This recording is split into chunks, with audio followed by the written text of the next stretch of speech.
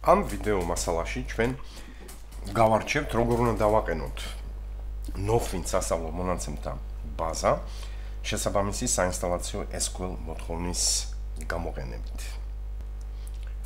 საინსტალაციო მონაცემთა ბაზა განთავსებულია Argus-ში, მე ახლა გავხსენი წინასწარ მომზადებული maps Internet Explorer-ის საშუალებით Argus-ი და აი ეს ფაილია, რეალურად ის ფაილი, რომელიც ჩვენ უნდა ჩამოვთვირთოთ.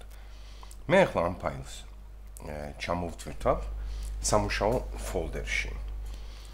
მოდით ჩვენ სამუშაო ფოლდერი შევქმნათ D disk-ზე. თუ D disk-ი არ არის, რა თქმა უნდა, შესაძლებელია შეიქმნას C disk-ზე. მე ახლა D disk-ში შევქმნი, აი ვქმნი ახალ ფოლდერს, რომელსაც მე დავარქმევ ჩემს სახელსა და გვარს. თითოეულმა სტუდენტმაც ასეთი სახით უნდა მოამზადოს სამუშაო ფოლდერი, რომელშიც მას შეუძლია განათავსოს გარკვეული სახის მასალები, ან ჩამოტვირთოს თქვას Argus-იდან შესაბამისი მასალები და ასე შემდეგ. ესე იგი, აი ამ ფოლდერში მე ახლა ჩამოვთვირთავ შესაბამის ესე იგი files მე ვითხოვ ჩამოვთვირთვას აქ უკვე გახსნილია ჩემთან ჩემი ფოლდერი და ჩამომაქვს ეს ფაილი ხსნი ჩემ ფოლდერს ვხედავ რომ ფაილი ჩამოთვირთულია ეხლა ამ ფაილის გაფართოება არის PDF აი ესეთი გაფართოებით არის ატვირთული Argus-ზე რადგანაც Argus-ი არიღებს ატვირთვის დროს ფაილებს გაფართოებით SQL. ამიტომ ყველა უნდა შევასრულოთ ასეთი სახის მცირე ცვლილებები. ესე იგი, აი ამ ფაილს უნდა შევუცვალოთ გაფართოება. PDF-ის მაგივრად ჩვენ უნდა მივცეთ გაფართოება SQL და შესაბამისი ესე იგი სახით დავიმახსოვროთ. აი ახლა ოპერაციული სისტემა მეკითხება ვარ თუ არა დარწმუნებული ამ გაფართოების შეცვლის თაობაზე, რასაც მე ვადასტურებ და გაფართოება ფაქტიურად შევცვალე, მე ვხედავ რომ პიქტოგრამად შეიცვალა, გაჩნდა პიქტოგრამა, რომელიც უკვე დაკავშირებულია SQL Server 2008-ის მენეჯმენტის სტუდიასთან. ამის შემდეგ მე ხა ცოტა ხანს ჩავკეცავ ორივე პანჯარას, რომელიც გახსნილი იყო.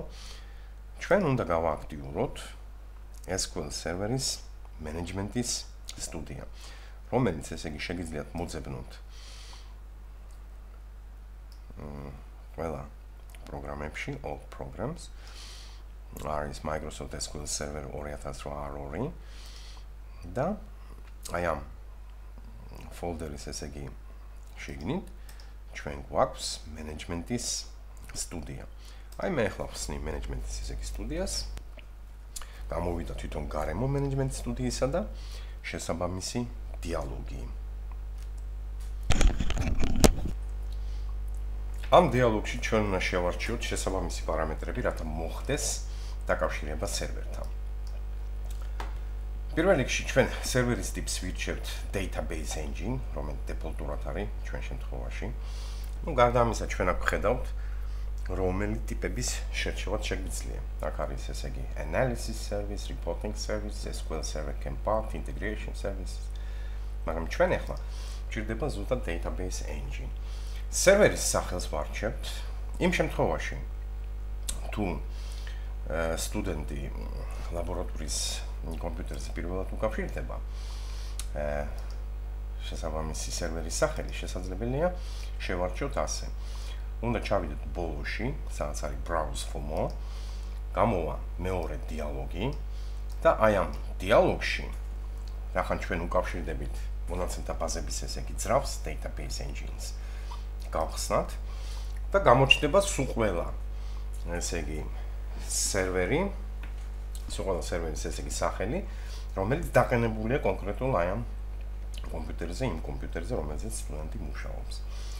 შესაბამისად აქ არის ესე იგი SQL Express Edition-იც და არის ასე ვთქვათ ის edition-ი, რომელიც ჩვენ გვინდა. ესე იგი ჩვენ უნდა შევარჩიოთ ის, სადაც არ არის SQL Express, აი ეს სიტყვა. ნუ რა თქმა უნდა, სტუდენტის კომპიუტერზე PM-ის მაგივრად იქნება სხვა სახელი, მაგრამ თავარია რომ ბოლოში იმ სახელის ბოლოში არ ჩანდეს ესე იგი ეს SQL Express. ესე იგი ჩვენ გვინდა მეორე.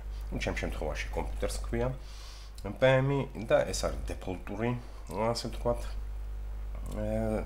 სერვერის ეგზემპლარი, რომელსაც იგივე სახელი აქვს, ესე იგი ჩემ შემთხვევაში PM პავლე მიდოდაშვილი. ამის შემდეგ აუთენტიკაციის სახე შევარჩიოთ, ესე იგი Windows აუთენტიკაცია. მე აქვე მინდა ვთქვა, რომ როდესაც ხდება აუთენტიკაცია, აი ამ ოპციით, ეს ნიშნავს, რომ SQL სერვერი გამოიყენებს მხოლოდ იმ აკაუნტებს, რომელიც დარეგისტრირებულია შესაბამისი ოპერაციული სისტემით Windows-ით. ჩემ შემთხვევაში ჩემი აკაუნტი, რომელთაც მე ახლა შესული ვარ, რა თქმა უნდა, მე შემიძლია დავინახო ეს არის ჩემი აკაუნტი, ესე იგი პავლე ასეთ სახელით და დარეგისტრირებულია Windows-ში და შესაბამისად მას აქვს უფლება ასევე წვდომისა მონაცემთა ბაზების სერვერისა. იმ შემთხვევაში თუ თქვენ გადართავთ ესე იგი აუთენტიკაციას და აირჩევთ SQL სერვერის აუთენტიკაციას, Windows აუთენტიკაცია ისევ ხორციელდება ამ სიტუაციაში, ანუ ის Windows აკაუნტები, რომლებიც დაშვებულია სერვერზე წვდომას, ისევ განხორციელდება მათი დაკავშირება, ხოლო დამატებით ესე იგი აქ შესაძლებელია მოხდეს დაკავშირება ესე იგი მონაცემთა ბაზების სერვერთან ისეთი ასე ვთქვათ მომხმარებლებისა, რომლებიც Windows აკაუნტს არ ფლობენ. ანუ მათ არ ექნებათ შეხება იმ ოპერაციულ სისტემასთან, რომელიც აყენია ამ შემთხვევაში ესე იგი ჩემს კომპიუტერზე, ან სტუდენტის კომპიუტერზე და უშუალოდ ექნებათ საუბარი მონაცემთა ბაზების ესე იგი სერვერთან. მოდით ყოველ შემთხვევისათვის მაინც შევარჩიოთ ესე იგი Windows აუთენტიკაცია და განვახორციელოთ ესე იგი კავშირი connect. ამის შემდეგ მარცხენა პანჯარაში, ამას შეიძლება უწოდო ქვეპანჯარა, ასე ვთქვათ, იმიტომ რომ თვითონ სერვერის ასე ვთქვათ მენეჯმენტის სტუდიის პანჯარა არის აი ეს დიდი, შიგნით არის აი ეს პატარა პანჯარა, რომელსაც ახლა მე სპეციალურად ესე იგი სათაურში მოვიდე ხელი და გადმოვიღე. ნუ, რა თქმა უნდა, სხვადასხვა ადგილებში შემიძლია განმათავსო ეს პანჯარა, მაგრამ იყოს დეფოლტურად სადაც არის ეს პანჯარა, ესე იგი მოცემული. თუ სტუდენტი ვერ ხედავს ამ პანჯარას, ანუ არის ასეთი სიტუაცია, მაშინ რა თქმა უნდა, მენეჯმენტის სტუდიის ესე იგი მენიუდან ჩვენ შეგვიძლია ავირჩიოთ view და აი აქ ჩვენ შეგვიძლია ჩვენი სურვილით სხვადასხვა პანჯრების გამოტანა და უნდა შეარჩიოს ესე იგი სტუდენტმა Object Explorer-ი, რათა გამოვიდეს აი შესაბამისი პანჯარა.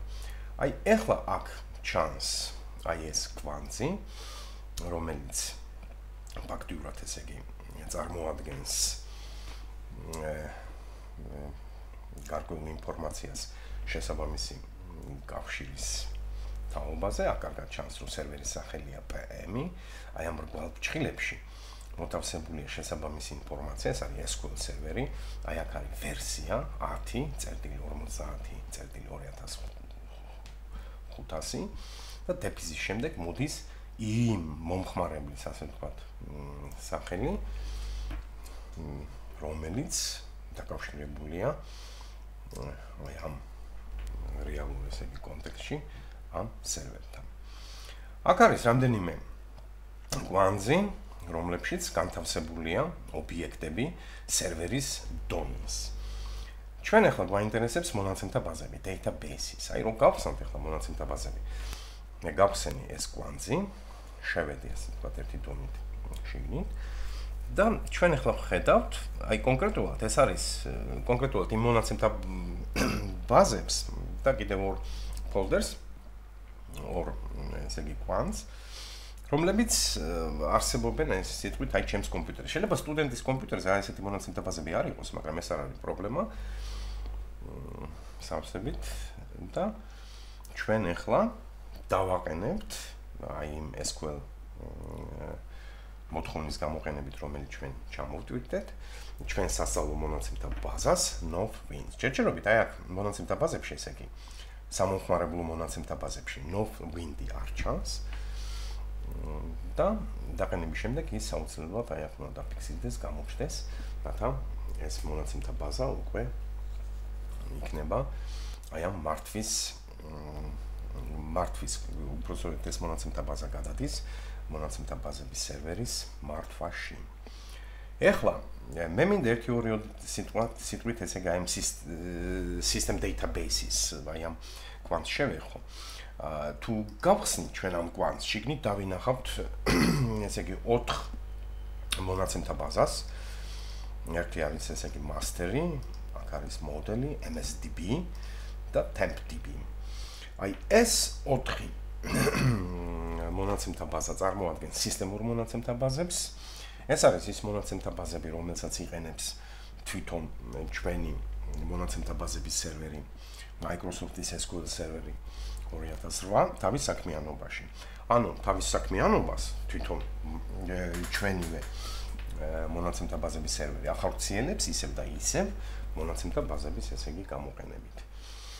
კონკრეტულად ესე იგი რას აკეთებენ, აი რა ხდება უпроსტოდ აი რა ტიპის ინფორმაცია და როდის იყენებს აი ამ მონაცემთა ბაზებს ჩვენი მონაცემთა ბაზების ესე იგი მართვის სისტემა, ამაზე ცოტა მოგვიანებით კიდევ გვექნება საუბარი. მოდით ახლა დავუბრუნდეთ იმ ფაილს, რომელიც ჩვენ ჩამოვტვირთეთ. მე ახლა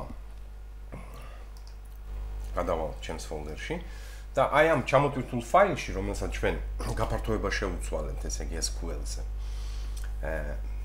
ჩვენ ორი დაკლიკებით გავააქტიურებთ. რა თქმა უნდა, ეს ფაილი გაიხსნება მენეჯმენტის სტუდიის გარემოში და ხედავთ თუ როგორი სახისა ეს ფაილი.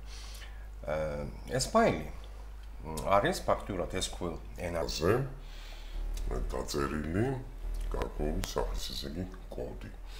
თუ შევხედავთ აი ამ ფაილს ესე იგი და შევეცდებით ესე იგი გადავხედოთ, ეს საკმაოდ დიდი ფაილია, საკმაოდ დიდი მოცულობისა.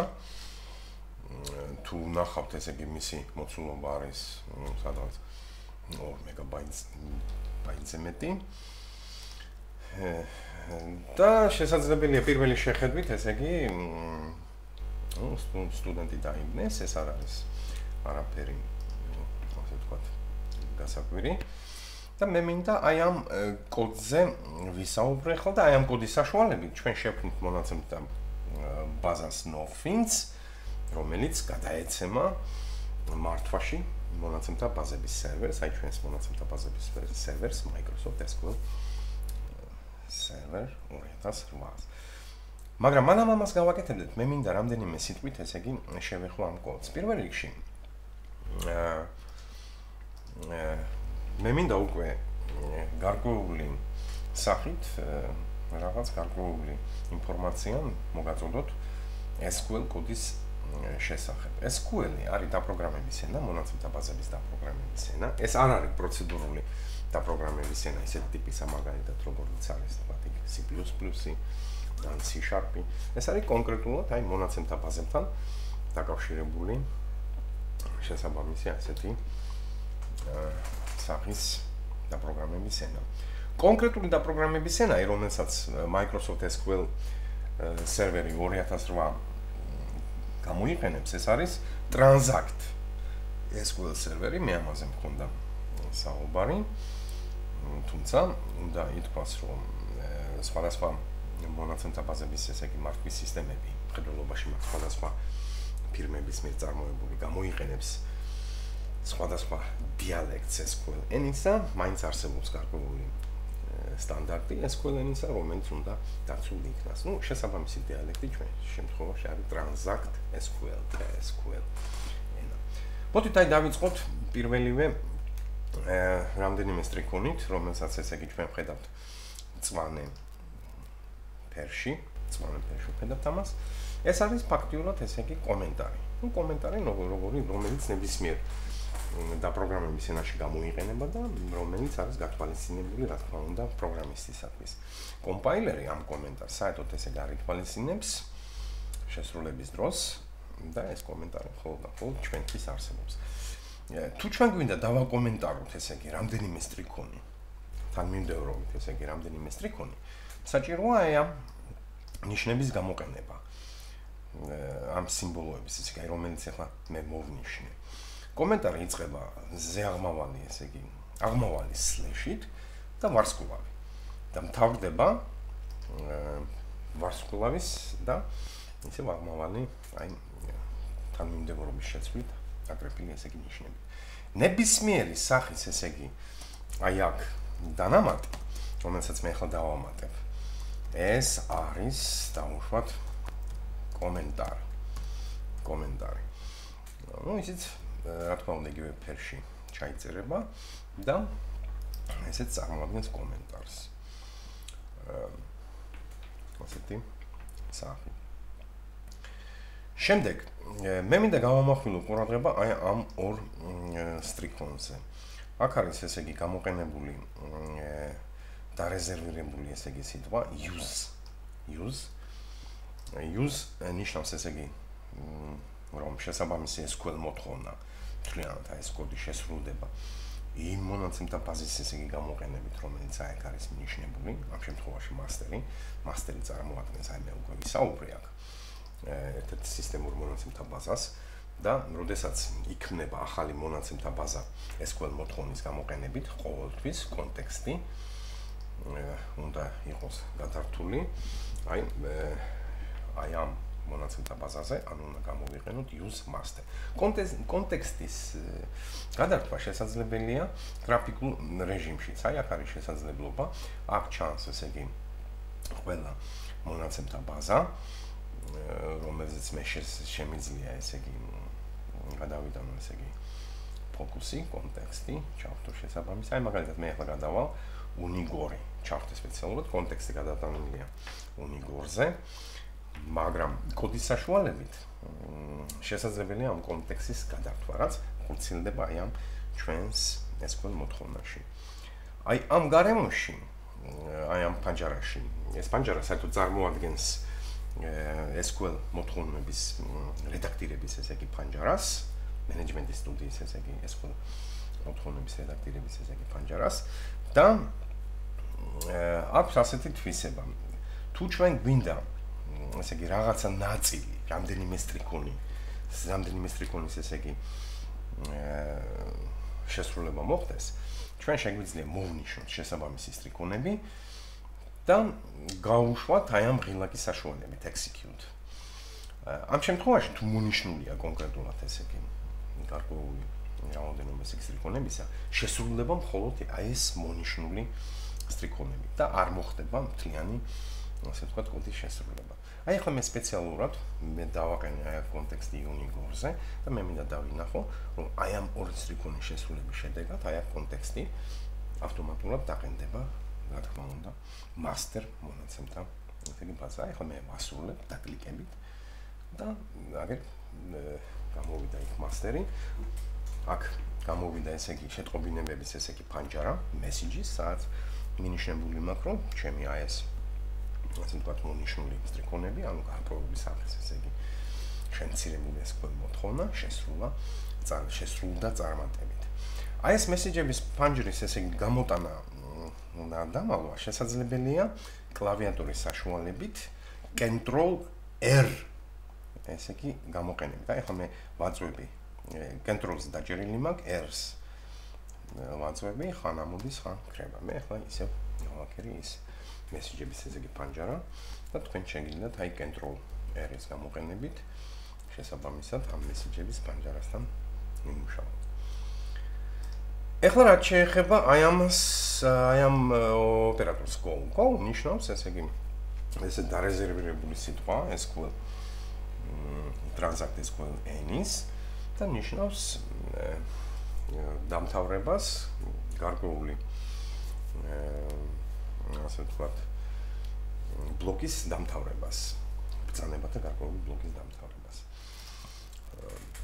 შემდეგი, მე მინდა გამოვმახვილო ყურადღება ახლა აი ამ ორ სტრიქონზე, რომელშიც ჩვენ გარკვეულ ცვლილებას შევიტანთ, რათა ჩვენი მონაცემთა ბაზის შექმნისას მისი ფაილები, ორი ფაილი, რა თქმა უნდა, ამ შემთხვევაში ერთი ფაილი იქნება მის ფაილი გაფართოებით MDF, ჩვენ ნახავთ ცოტა მოგვიანებით ამას, რომელშიც ესე იგი იქნება შენახული მონაცემები, ხოლო მეორე ფაილი გაფართოებით MDF წარმოადგენს ტრანზაქციების მართვის ესე იგი ფაილს, ეს არის ფაქტურად ჟურნალი, რომელსაც ესე იგი მონაცემთა ბაზების სერვერი იყენებს თავის საქმიანობაში. მოდით ახლა გავარჩიოთ. აი პირველი სტრიქონი, რომელიც ახლა მე მოვნიშნე. იწყება ესე იგი დარეზერვირებული სიტყვით declare, ანუ ფაქტურად declare ნიშნავს ცვლადის გამოცხადებას და ცხადდება ცვლადი. აი ახლა მთლიანად აი ეს მე რაც მოვნიშნე, წარმოადგენს ესე იგი ცვლადს. ცვლადი transact SQL ენაზე.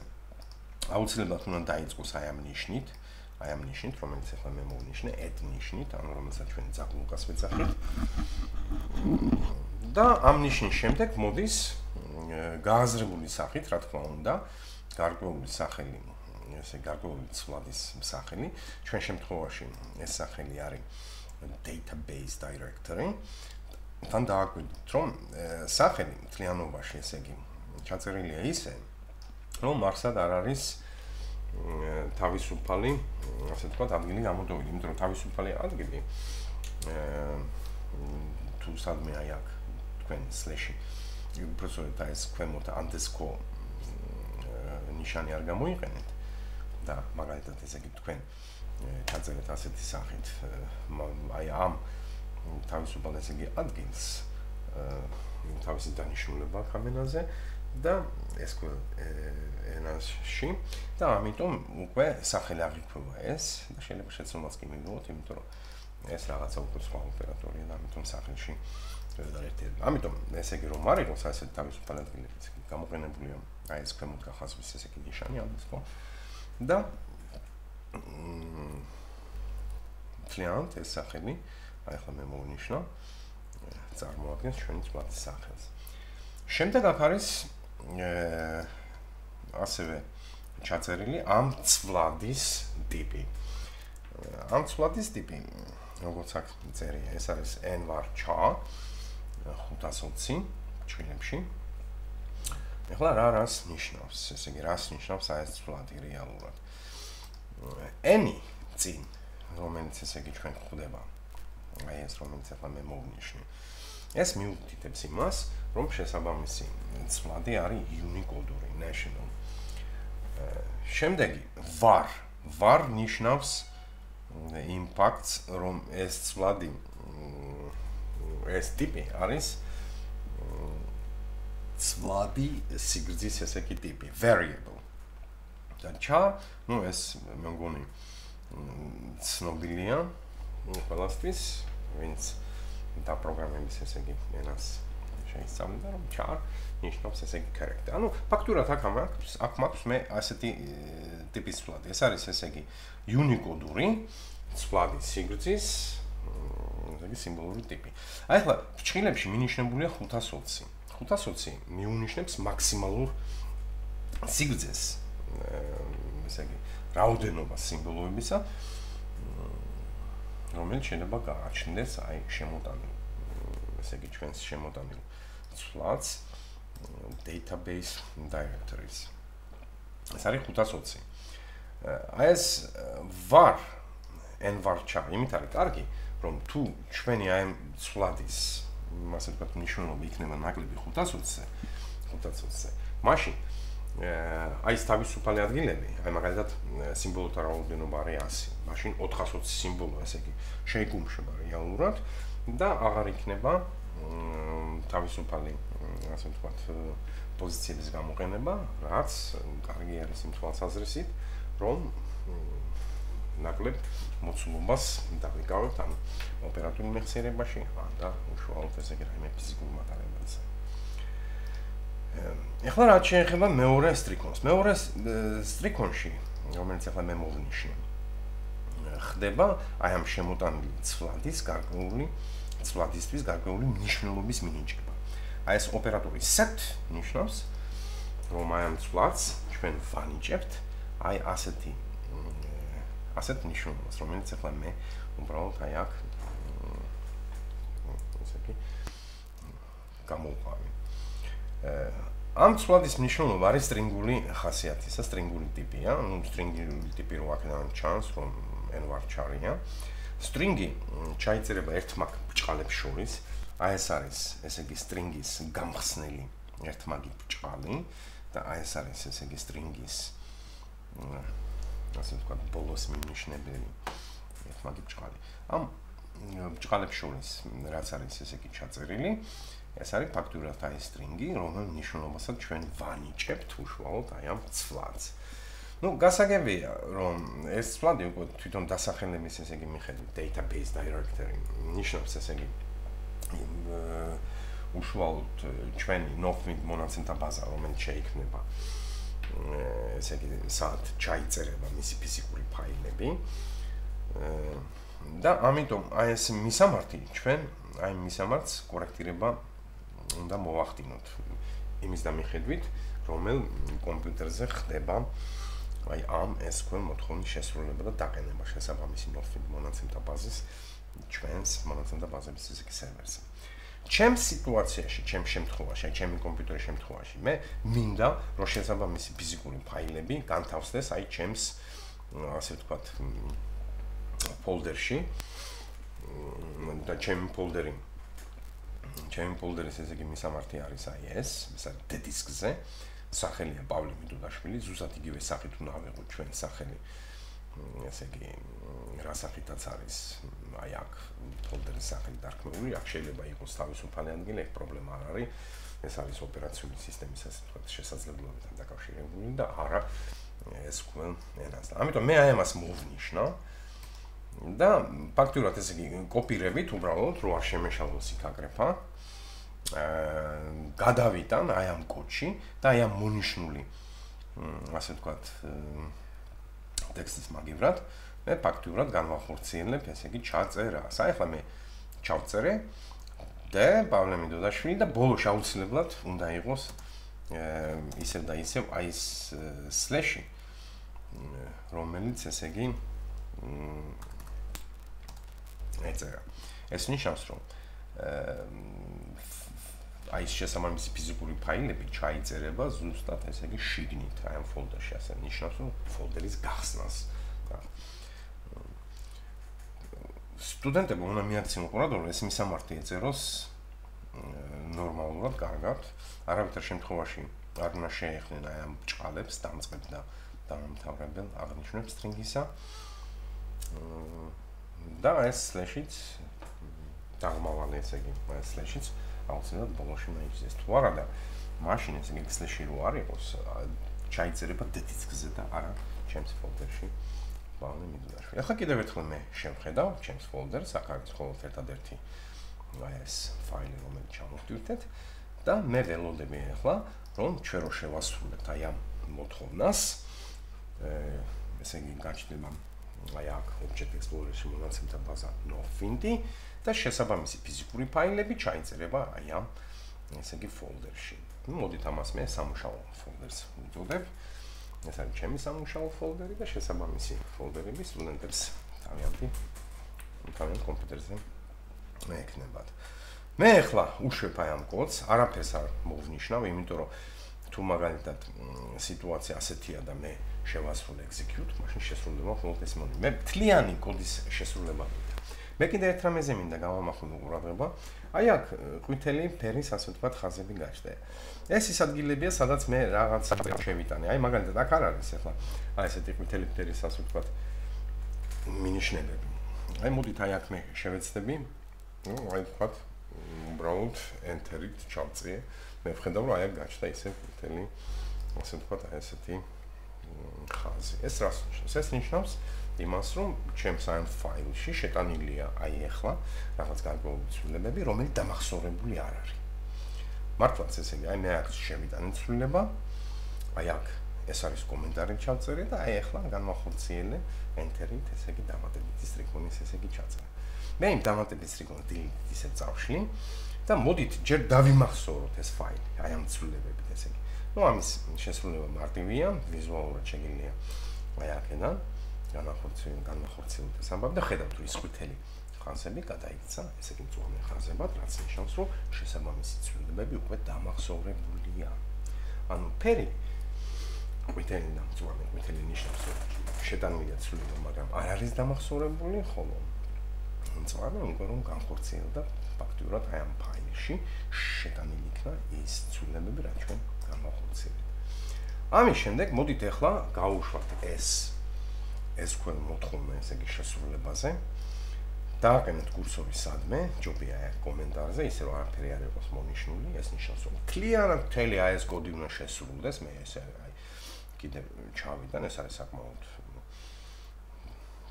ბევრი ასე ვთქვათ, დიდი მოცულობის ესე იგი კოდი.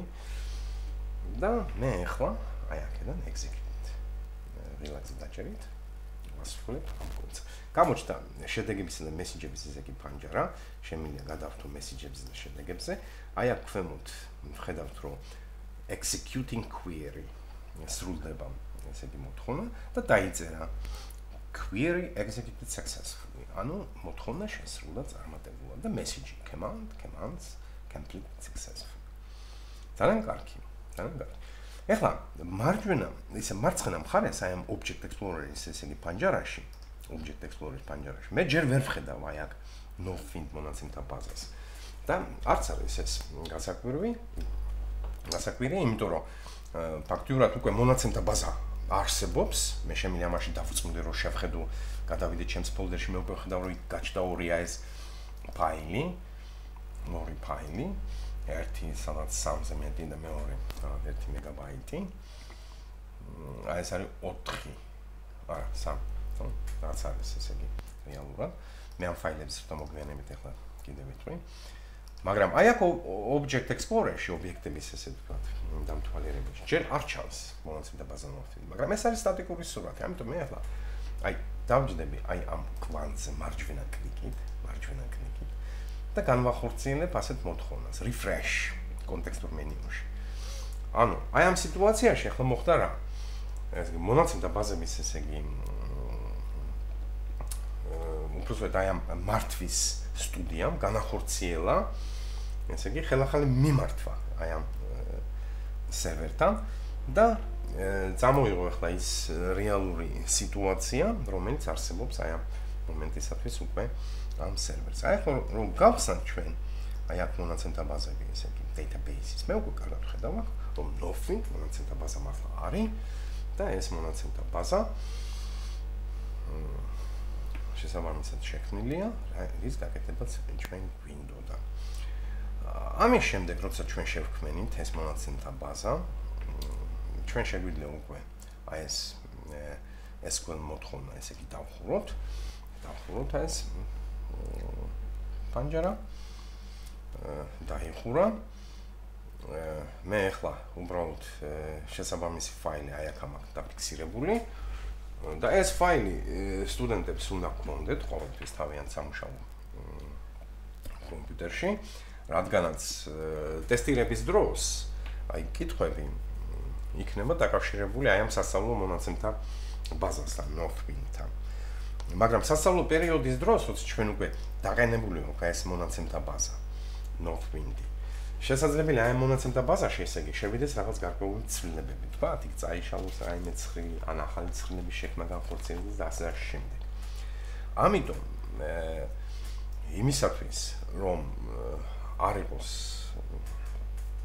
გაუგებრობა, სტუდენტმა ყოველთვის ტესტირების წინ აი ასეთი საინსტალაციო, აი ამ საინსტალაციო ფაილის ესე იგი გამოყენებით ყოველთვის უნდა შეძლოს დააყენოს ასე ვთქვათ ახალი ვერსია ამ მონაცემთა ბაზისა ხელუხლელი, აი რომელთანაც უნდა იმუშაოს ტესტირების დროს, რათა გასცეს პასუხები ტესტში არსებულ საკითხებს. ამიტომ ეს საინსტალაციო ფაილი სტუდენტს უნდა კონდეს ყოველთვის ესე იგი შენახული. კარგი იქნება თუ რაიმე მობილურ მატარებელზეც ექნება თქვა დისკზე რაიმე სხვა სახის ფიზიკურ მატარებელზე. ეხლა მეორეოდე სიტყვას ვიტყვი აი ამ ორ ფაილზე, რომელიც აქ გაჩნდა. აი ეს ორი ფაილი ზუსტად არის ჩვენი Nofwind მონაცემთა ბაზის ესე იგი ორი ფაილი. აი ამ ფაილში, MDF ფაილში ინახება მონაცემები, ხოლო მეორე ფაილი გაფართოებით LDF ეს არის ესე იგი ტრანზაქციების თავისუფლ ჟურნალი და ორივე ფაილს ჩვენი მონაცემთა ბაზების ესე იგი სერვერი იყენებს, რათა მართოს შესაბამისი მონაცემთა ბაზა, რომელიც აი აქ ჩანს ესე იგი Nofwind-ს არის. მე ახლა მინდა რამდენიმე სიტყვა თქვა აი Object Explorer-ში აი ამ ასე ვთქვათ სურათის შესახებ. ეს არის ლოგიკური შრე ჩვენი მონაცემთა ბაზების მართვის სისტემისა. ეს არ არის ესე იგი ფიზიკური შრე. ფიზიკური შრე ფაქტიურად ნაწილი ფიზიკური შრისა. ფაქტიურად აი ჩვენ ფოლდერში აი ეს ორი ფაილი წარმოადგენთ. თანაც ეს ორივე ფაილი უკვე იმყოფება მონაცემთა ბაზების სერვერის მართვის ქვეშ. ჩვენ ამ ფაილების წაშლასაც ვერ შეძლებთ. აი მე რომ მაგალითად დავზდე და მოვითხოვო წაშლა ერთ-ერთი ფაილის, მაგალითად LDF-ის ფაილისა. აი მოემზადა წასაშლელად, თანაც მხედველობაში მივიღოთ, რომ მე ადმინისტრატორი ვარ, Windows ადმინისტრატორი ჩემს ასე ვთქვათ სისტემაში და აი აქ არის გამოსული ეს დიალოგი, რომ ფაილი SQL სერვერის მიერ იყენება და ამის წაშლა ესე იგი შეუძლებელია. რამდენჯერაც არ უნდა სცადოთ, ესე გამორიცხულია. რა თქმა უნდა, თუ თქვენ გათიშავთ სერვერს, SQL სერვერს, ან და თუ გათიშავთ SQL სერვერს, აქტიური თუ არ იქნება ჩვენი მონაცემთა ბაზების მართვის სისტემა, მაშინ შესაძლებელი იქნება ამ ფაილის წაშლა. მაგრამ კომპიუტერის ჩართვის დროს, გადატვირთვის დროს და ასე შემდეგ, აი ეს მონაცემთა ბაზების ესე იგი სერვერი ავტომატურად ეშვება, თუმცა ჩვენ შეგვიძლია ესეც ვახსნათ და თუ გაშვებულია და მართვის ქვეშ იმყოფება ესე იგი შესაბამისი მონაცემთა ბაზა, ამ ფაილების წაშლა შეუძლებელია. შეუძლებელია კოპირებაც კი, ფაქტიურად ესე იგი. აი მე რომ მოვითხოვო ესე იგი ამისი კოპირება, მაგალითად ესე იგი გადავიდე ესე იგი D დისკზე და მოვითხოვო რომ ესე იგი მოახდინო აი აქ ჩამოტანა, ესე იგი მოვითხოვო paste იმ ერთ-ერთი ესე იგი ფაილისა. აქაც ესე იგი გამოვა ესეთი შეტყობინება, დაიწყებს ესე იგი კოპირებას რეალურად, მაგრამ ამოხდება ასეთი შეტყობინება, რომ შეუძლებელია ამის კოპირება, რადგან ის ესე იგი SQL სერვერის ასე ვთქვათ მართვის ქვეშ იმყოფება. ნუ ეს ასეა, ანუ ეს ფაილები იმყოფებიან SQL სერვერის მართვის ქვეშ, ამიტომ მათ ეხლა აი ჩვენს ესე იგი სიტუაციაში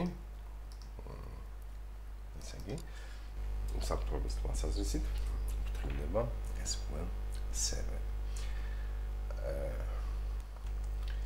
აი ამის შესახებ მინდოდა მე მესაუბრო ამ ვიდეო მასალაში.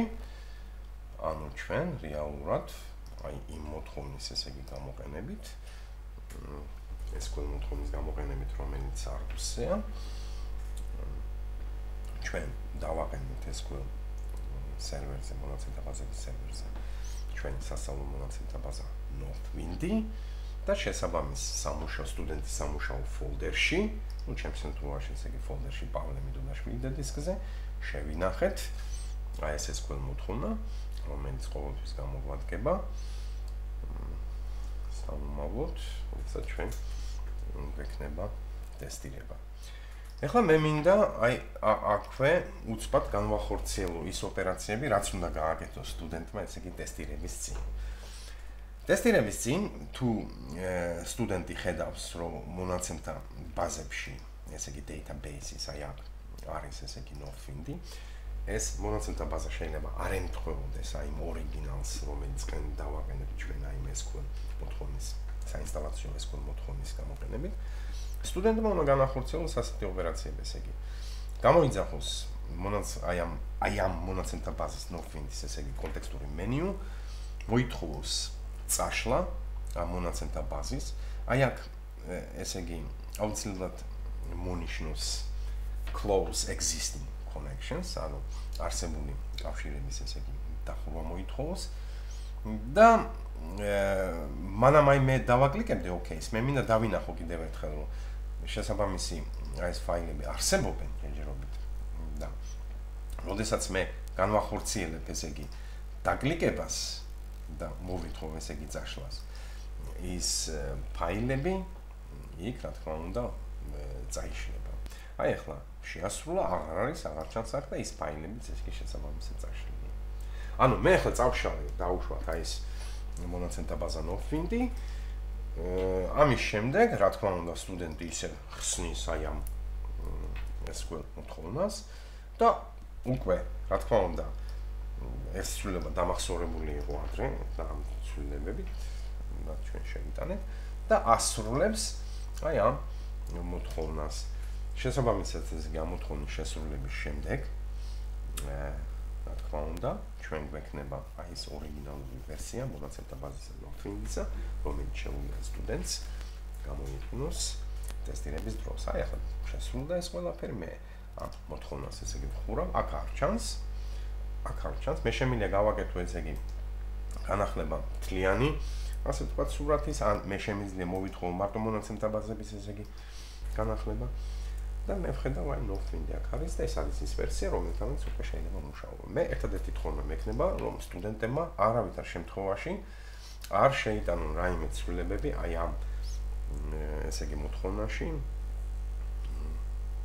რადგან ამ მოთხოვნით ყედება ის ვერსია მონაცემთა ბაზისა, ორიგინალი, აი რომელთანაც ჩვენ ტესტირების დროს გვექნება შეხება.